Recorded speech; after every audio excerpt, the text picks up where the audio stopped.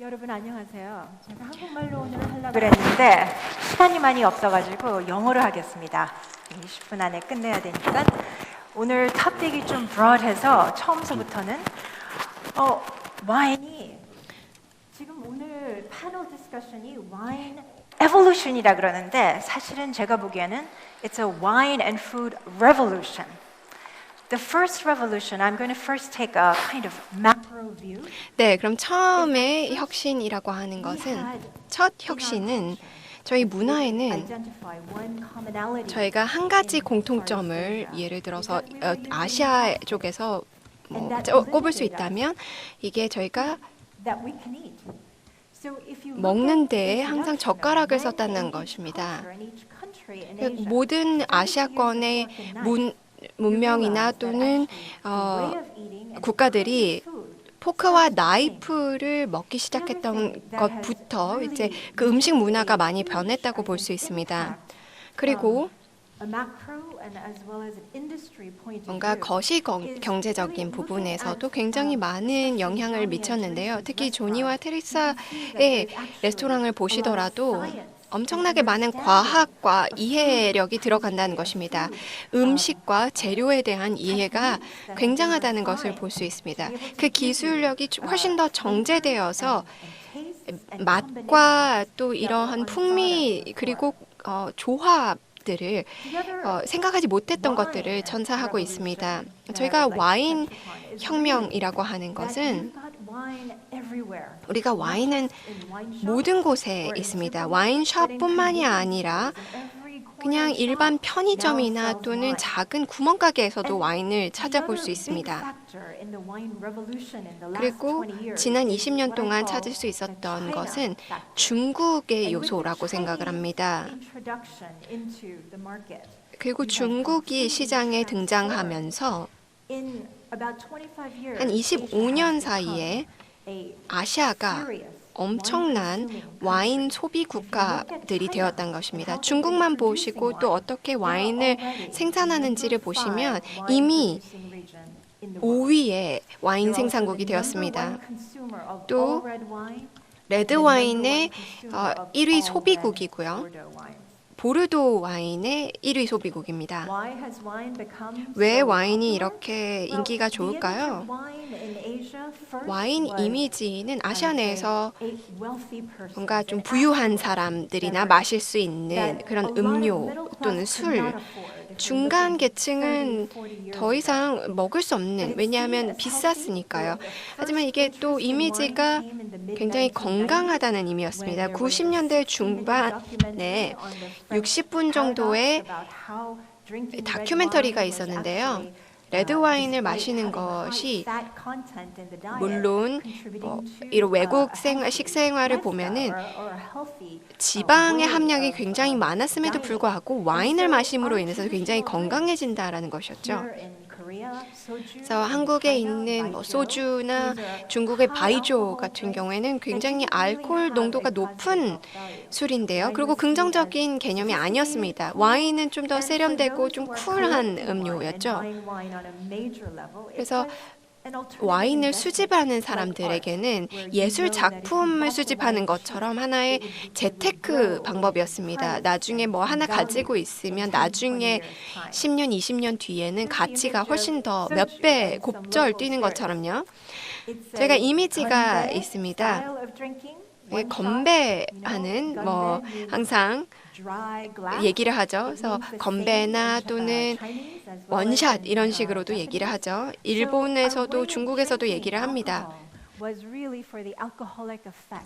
저희가 술을 마시려던 이유는 알코올을 느끼기 위한 것이었죠. 맛 때문이 아니었죠. 그리고 소주의 이미지는 굉장히 높은 수준이나 또는 쌀로 만든 고급 소주였어도 약간 부정적인 이미지를 가지고 있었죠. 그냥 값싼 술이었고 그것을 그냥 마셔왔던 좀 노년층들이 마시는 거였던 것이죠. 그리고 젊은 사람들도 그냥 싸니까 마시는 거였습니다. how wine plays a role. 결국 와인이 어떤 역할을 하는지, 그 각각 국가마다 어떤 역할을 하는지 보기 위해서 이 차트를 가지고 왔습니다. 그래서 아시아와 북미 그리고 서유럽을 비교를 할 수 있는 차트입니다. 저희가 뱅크 오브 아메리카 메릴 린치가 했던 연구입니다. 모든 알코올 주류와 음료들을 봤는데요. 물론 맥주가 1위입니다. 하지만 와인 소비를 한번 보시면 더 선진 국가 또는 선진 도시, 파인다이닝 문화가 이미 퍼져 있는 곳, 그리고 음식을 먹을 때 조금 더 여유 있게 먹는 지역들이 와인의 소비가 점점 늘어납니다. 그와 반면에 그냥 일반 주류는 그 퍼센티지가 낮은 거죠. 하지만 아시아 태평양 같은 경우에는 일반 주류는 13.7% 그리고 와인은 10% 미만이죠. 하지만 제 생각에는 와인이 점점 더 늘어나는 추세라고 생각하기는 합니다. 이 두 자릿수를 곧 차지할 거라고 생각을 합니다. 그럼 첫 번째 질문을 하실 겁니다. 왜 와인 리스트를 해야 되나? 나 우리 레스토랑 지금 잘 나가고 있는데 뭐 와인이 뭘 그렇게 더 할 수 있을까라고 생각을 하시겠죠. 하지만 뭔가 조금 더 프리미엄한 음식을 제공을 하고 더 고급 파인다이닝을 하려고 하면은 물론 파인다이닝에서 좀 벗어나는 그래서 좀 캐주얼하고 편안한 분위기 식당을 많이들 하시는데요. 파인다이닝 쪽으로 가려고 하면은 가격 자체가 조금 더 높아지겠죠. 그런 분위기에서는 와인이 굉장히 잘 맞고 또 심지어 젊은 세대들도 이에 대한 호기심이라든지 또는 이에 대한 니즈가 점점 더 늘어나고 있습니다. 그리고 당연히 음식과의 조화와 음식을 조금 더 맛을 돋보이게 해준다는 장점이 있죠. 한국도 와인 리스트가 꼭 있어야 된다고 생각을 합니다. 왜냐하면 좋은 와인 리스트가 아주 구조화되어 있고 시스템이 되어 있는 와인 리스트가 얼마나 수익 구조에도 많은 도움이 될 수 있는지를 잘 모르는 것 같아요. 제가 그냥 일반 3명의 미슐랭 스타 셰프한테 물어봤어요. 매출의 몇 퍼센트 정도? 그냥 일반 테이블당 몇 퍼센트 정도가 와인에서 이제 수익이 일어나는지 물어보겠습니다. 존이 먼저 물어볼게요. 한 50%인가요? 테레즈가 더 잘 아실까요? 반일까요? 더 낮을까요? 더 높을까요? 한 반반인 것 같습니다. 에마뉴엘은요? 네, 반반입니다. 하지만 뭐 판매를 하기가 훨씬 더 쉽죠. 요리를 다 만드는 것보다는요. 그 네덜란드에서도 와인을 굉장히 많이 마십니다. 네, 소비를 더 많이 하는 국가이기 때문에 퍼센티지가 높아지겠죠. 하지만 한국 쪽에 오신 분들, 셰프들에게 여쭤보면 대략적인 퍼센티지를 생각을 한다면 얼마나 될까요? 한 테이블이 계산을 했을 때 와인 가격이 어느 정도를 차지할까요? 5 to 10%. 네, 5%에서 10%예요. 9%에서 10%라고 하시네요.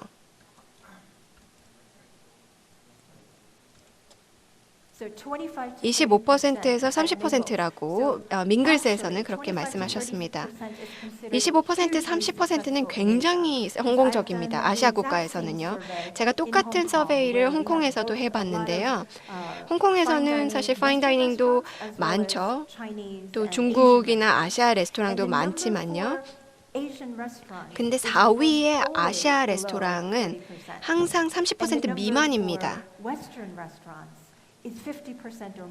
그리고 서구 레스토랑은 양식 레스토랑은 항상 30% 이상이고요. 아시아 레스토랑에서는 그것보다 떨어집니다.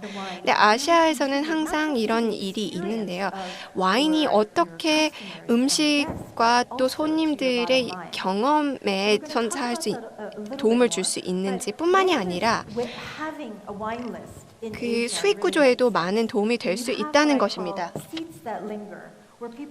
제가 항상 라운지 형식으로 좀 그냥 사람들이 남아서 밥 먹고 난 다음에 와인을 즐길 수 있는 이런 곳들이 있는데요. 여기에서 와인을 더욱더 추가를 하고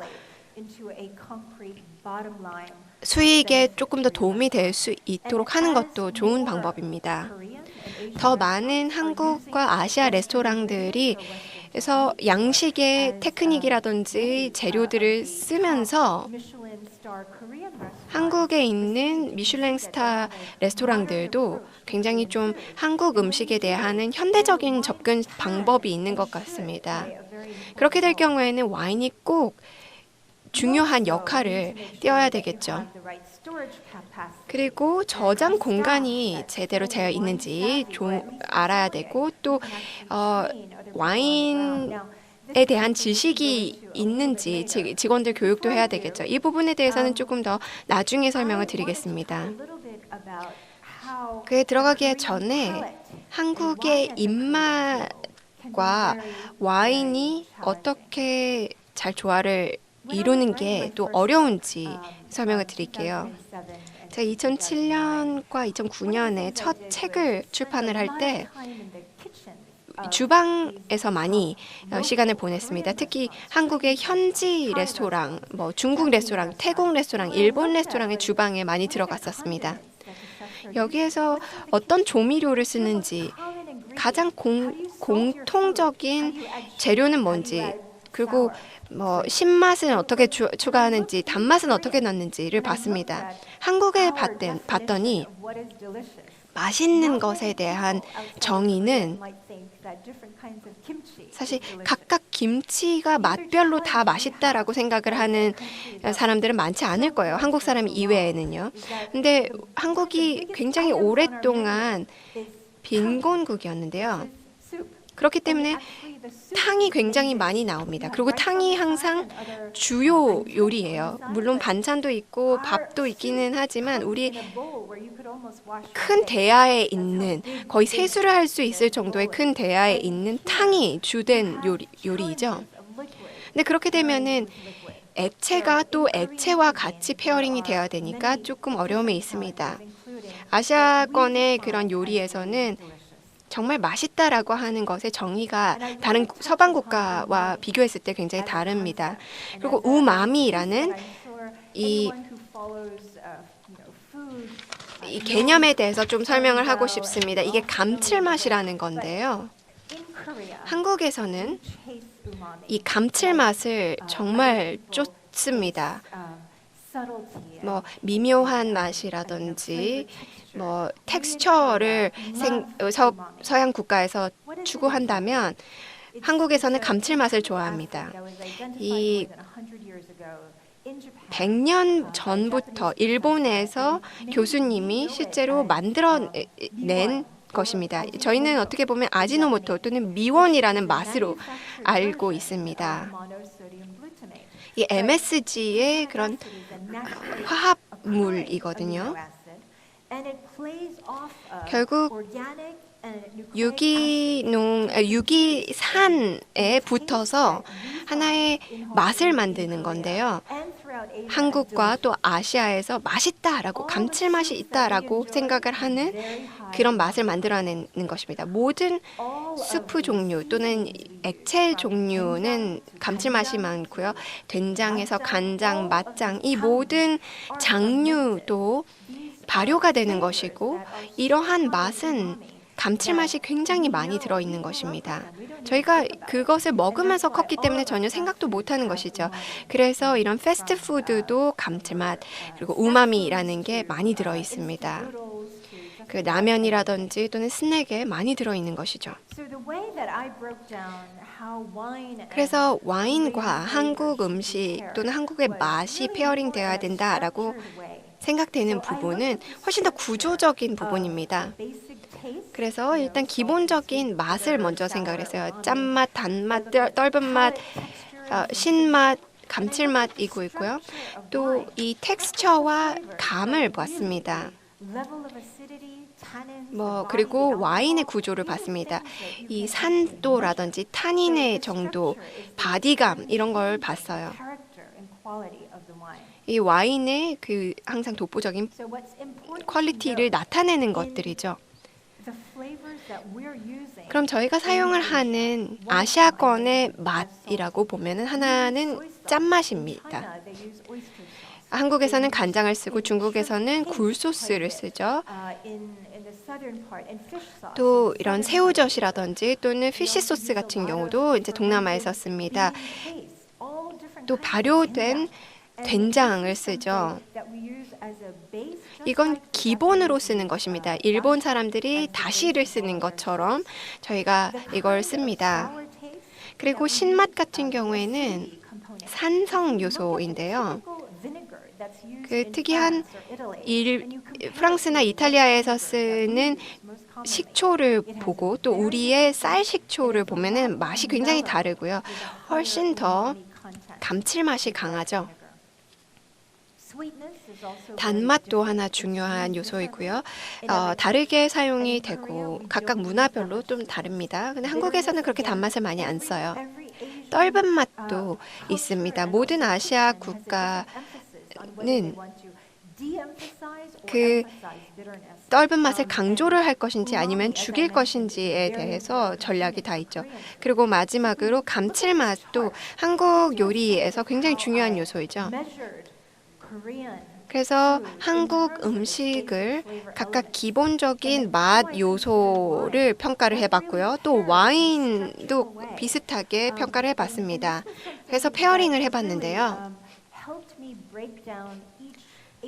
각각 아시아 요리들의 구성 요소들을 제가 이것으로 분석할 수 있었습니다. 한국에서는 발효 음식들이 많고 짠맛도 많죠. 단맛은 별로 많지 않아요. 그리고 정말 떫은 맛을 다른 아시아 국가들에 비해서는 더욱더 즐깁니다. 그리고 감칠맛도 굉장히 높고요. 이 전체 모든 맛의 강도가 높아야 됩니다. 저희는 굉장히 강렬한 맛을 좋아하죠.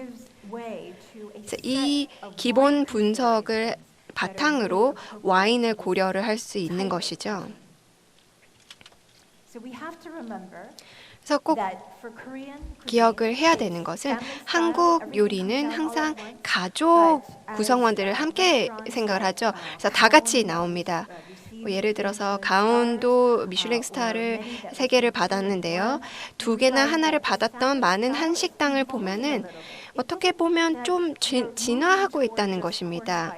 코스식으로 어느 정도는 가고는 있지만 맛을 좀 구성을 그룹별로 합니다. 전은 한꺼번에 나오거나 아니면 조금 더 풍미가 강한 맛들도 함께 묶여서 나오고 또 매운 음식은 끝에 다 같이 또 묶여서 나오는 이런 트렌드가 있는 것 같습니다. 그래서 저희가 더욱더 레인지가 풍부해질 수 있고 강도도 더욱더 높아질 수 있습니다. 한국 사람들은 유럽 코스를 먹는데 어떻게 보면 좀 지겨워합니다. 예를 들어서 1, 2주 정도 유럽 여행을 가면 좀 질려하죠. 왜냐하면 저희는 밥과 10가지 정도 반찬을 함께 먹는 것에 너무 익숙하거든요. 그래서 젓가락이 이곳저곳 왔다 갔다 하면서 즐기는 것이죠. 그래서 매번 먹을 때마다 다 각각 다른 맛입니다. 다 똑같은 게 하나도 없죠. 그렇기 때문에 와인 페어링을 할 때도 고려를 해야 되는 겁니다. 한국 음식과 와인을 같이 페어링을 할 때는 좀 다재다능해야 됩니다. 너무 강하면 음식을 너무 과도하게 눌러버리고 아주 신선하고 산도가 뒤에 받쳐주지 않으면 그 강렬한 맛을 좀 세척해주는 그런 느낌이 또 없겠죠. 저희 어머님께서 미국으로 이주를 했을 때 제가 7살이었는데 이런 말씀을 하셨어요. 우리가 지금 미국에 있으니까 미국에 있다고 해서 그 한국적인 가치를 바꿔야 되는 건 아니다라고 얘기를 하셨어요. 즉 무슨 말이었냐면 7살이기는 하지만 나중에 누군가와 결혼을 할 거야. 근데 결혼이라는 것은 완벽한 이상주의적인 아메리칸 드림 같은 거라고 생각하지 마. 이게 정말 뜨거운 그리고 영원할 것 같은 사랑 이런 게 아니야. 사랑은 실용적이어야 한다는 것이죠. 그러니까 페어링도 실용적이어야 해요. 싸우기도 하고 좋고 나쁜 시기를 같이 겪어야 되는 것입니다. 그리고 그 시기를 겪으면 같은 공통의 가치를 공유를 할 수 있다는 것입니다. 한국 음식과 페어링에 있어서 제가 이런 말씀을 드리는 이유가 예를 들어서 10개 중에서 7개의 와인이 맞다라고 하면은 페어링이 어느 정도 맞다라고 볼 수 있는 것이죠. 완벽하게는 맞을 수는 없을 거예요. 그래서 좀 다른 개념이죠. 그래서 페어링 팁을 드리면 비슷한 바디감과 무게감을 생각을 하면 좋고요. 저는 말씀드렸던 감칠맛을 굉장히 좋아합니다. 감칠맛과 좀 에이징이 오래된, 숙성이 오래된 와인과 함께 마실 때 좋아해요. 그게 일본에 있는 많은 교수님들이 또 이렇게 추천을 하는 경우도 많고요. 예를 들어서 샴페인이라든지 배럴에서 숙성이 되는 거라든지 또는 오랫동안 숙성이 된 화이트 와인 그리고 숙성 기간이 굉장히 오래되는 레드 와인도 그렇습니다. 버틀 안에서 숙성을 하면 할수록 타닌과 또 텍스처가 점점 더 부드러워집니다. 결국에는 그 감칠맛, 그리고 조화로운 맛, 그 부드러운 맛, 이 모든 것들이 다 와인과 잘 매치가 된다는 것이죠.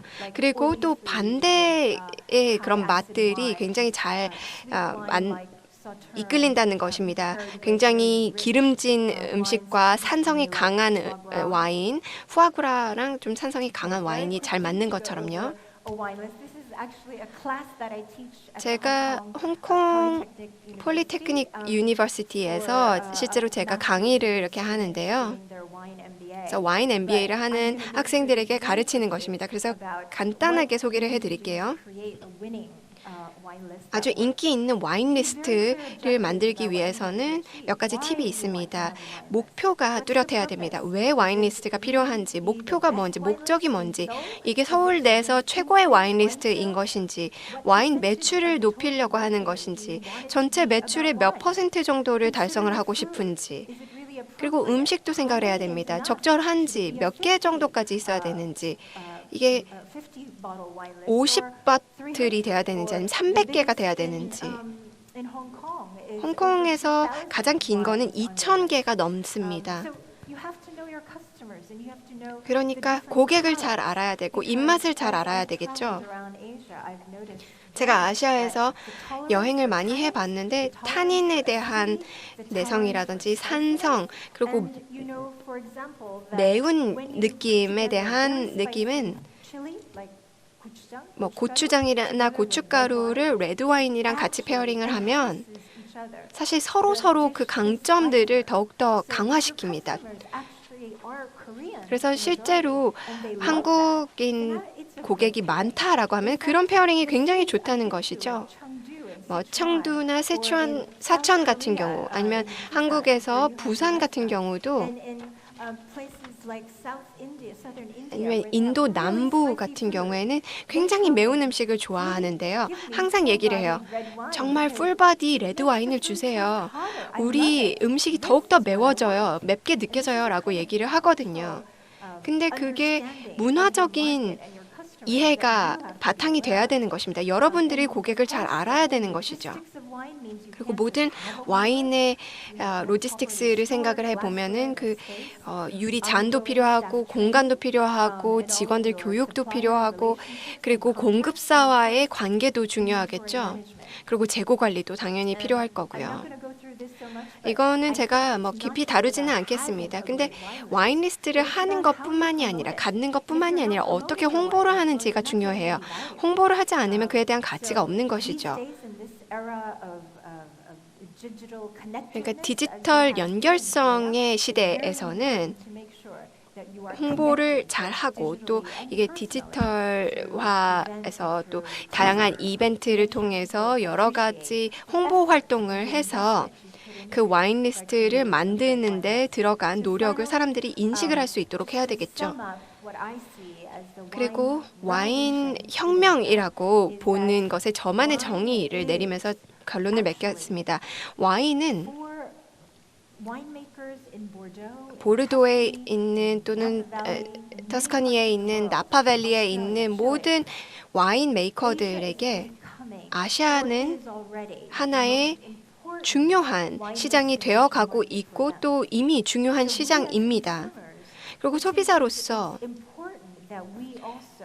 우리 또한 그에 대한 지식이라든지 또는 우리가 무슨 와인을 좋아하는지 그래서 이 와인은 이거랑 잘 페어링이 되지 않아 라고 얘기를 할 수 있는 지식이 있어야 된다고 생각합니다. 왜냐하면 와인 세상이기 때문에 누군가에게 뭔가 나쁜 피드백을 주는 게 아니거든요. 그러니까 좀 더 자신감을 가지고 좀 노력을 들여서 와인 혁명을 이해를 해야 된다고 생각을 합니다. 또 우리의 음식 문화를 굉장히 긍정적인 방법으로 바꿔야 된다고 생각을 합니다. 와인 디너를 제가 하는데요. 와인이 있고 없고를 떠나서 거의 한 2배 정도 시간이 차이가 납니다. 한국 사람들은 문화적으로 일단 너무 빨리 밥을 먹어요. 그러니까 와인을 소개를 하면은 그 속도를 줄여줄 수 있고 또 레스토랑 입장에서는 또 하나의 수익원이 되는 것입니다. 뭔가 식문화의 혁명이라는 것이죠. 여기서 우리가 배울 게 굉장히 많고 또 유럽에서 배울 게 많다고 생각을 합니다. 이런 사회적인 영향도 있고 또 그 식문화에서 사람들이 만들어가는 문화라든지 또 이런 인간관계들이 있는 것이거든요. 그러니까 와인 한 병을 놓고 더 인간관계를 돈독하게 해야 된다고 생각을 합니다. 또 개개인에게도 많은 도움이 된다고 생각해요. 좋은 음식과 좋은 요리 그리고 파인 와인의 소비자로서 저희가 배울 게 많다고 생각합니다. 감사합니다.